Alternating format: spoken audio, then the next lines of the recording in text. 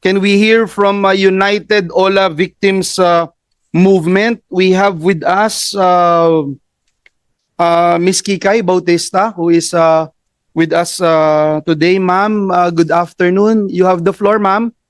Magandang hapon po, Mr. Chair. Ako po ay founder ng United Ola Victims Movement na 3 taon na pong lumalaban sa mga illegal and abusive olas. And sa kasamang palad po this year, last July, ako po ay isa sa nakausap ng Ola victim bago po siya pumanaw at kinuha ang kanyang sariling buhay.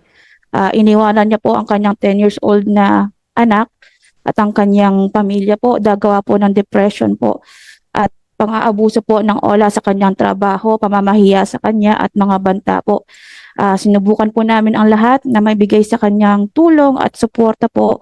Ngunit sadyang hindi po kami nagtagumpay at nauwi po ito sa pagkuha ng kanyang sariling buhay. Ako po ay nananalangin po na sana sa pamamagitan ng hearing na ito, siya na po ang una at huli ngayong taon nagagawa ng ganito, kasi po hindi lang po siya ang una na kinuha ang kanyang sariling buhay. Halos taon-taon po, nag-range po ng 1 hanggang 3 or 5 bawat taon ang nawawala ng dahil sa Ola. Yun na po. Sorry, Ms. Kikay, nakakalungkot at we share your disappointment and sentiments dito sa mga pangyayaring ito.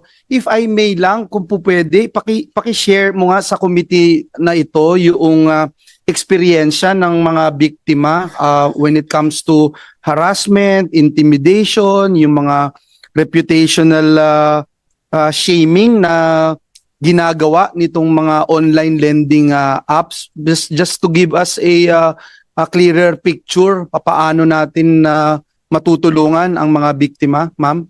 Yes po, Mr. Chair. One day po before ka mag-due, bombarded ka na po simula 6 a.m. hanggang 6 p.m. po ng gabi ng mga text. Nagre-remind na po sila, tumatawag kahit natutulog ka na or kagigising mo pa lang, tatawag na sila, magre-remind na magbayad ka na. Meron na rin pong threats.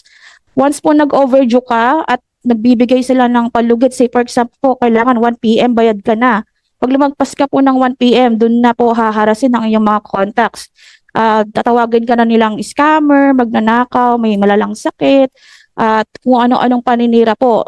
Minsan naman po gumagawa din po sila ng mga pornography edited pictures po ng Ola victims, which minsan po kasama po ang mga bata.